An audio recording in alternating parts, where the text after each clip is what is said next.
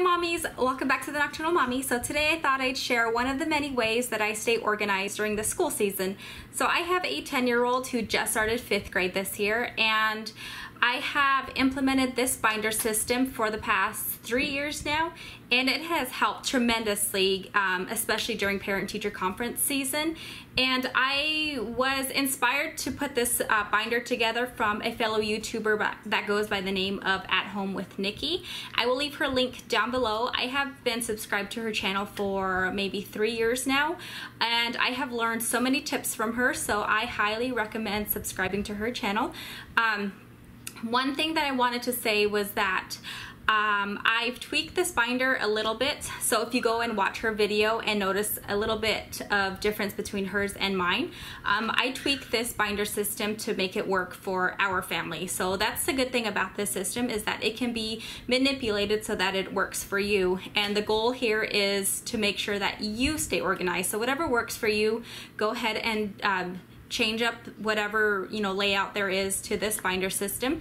By all means, this can work for more than one child. Currently I only have one child who's in grade school, so when my daughter starts school, I will go ahead and just add her separate folder inside of this binder.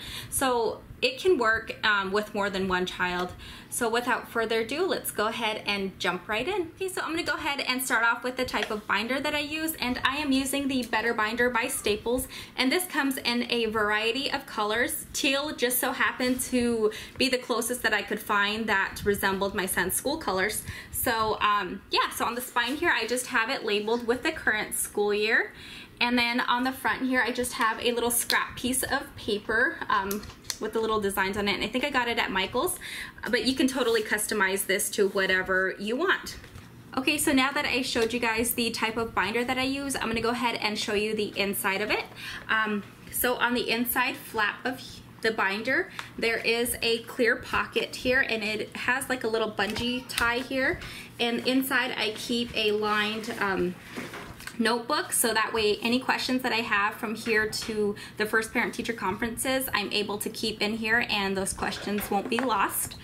And then I usually have a school information sheet in here, and typically this is laminated. I have the real one behind me over here, but for the sake of this video and for privacy reasons, I took out everything and just kind of replicated everything.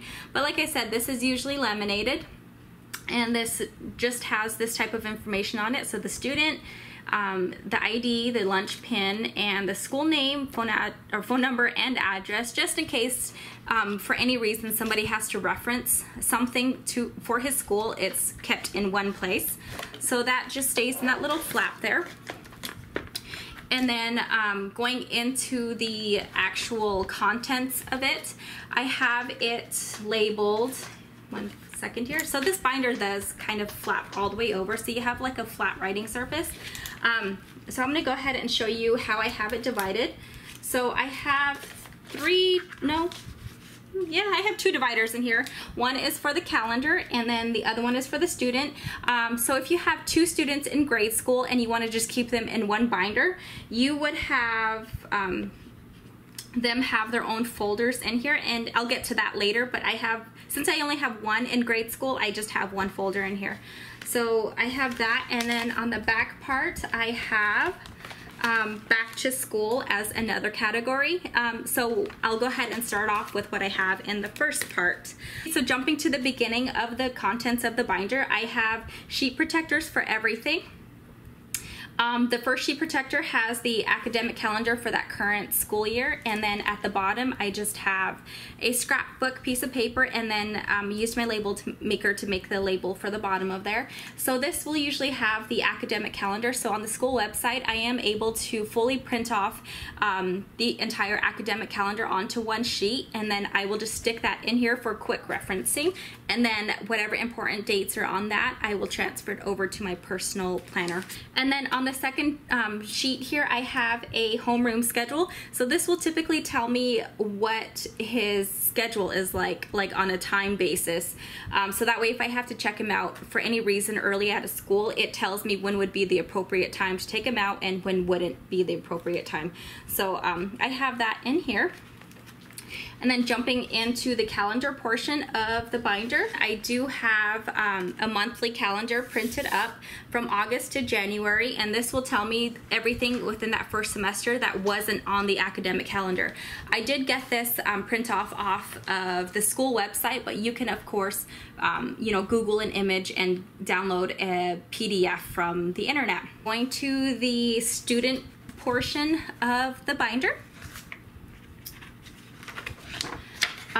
I went ahead and grabbed one of these folders. They're the 3-hole punch folders, and they are easily removable. So they just click into the ring binders there, and then you can easily remove them without having to undo the binders here. I have my son's name here on the side. So that's one of the good things, is that it comes with a little tab here. So if you have another kid who is in grade school, you can label it with their name. So on the inside here, I usually like to keep, everything that they come home with on that first week of school, like their syllabuses and stuff, I keep on this side. And then any doctor's notes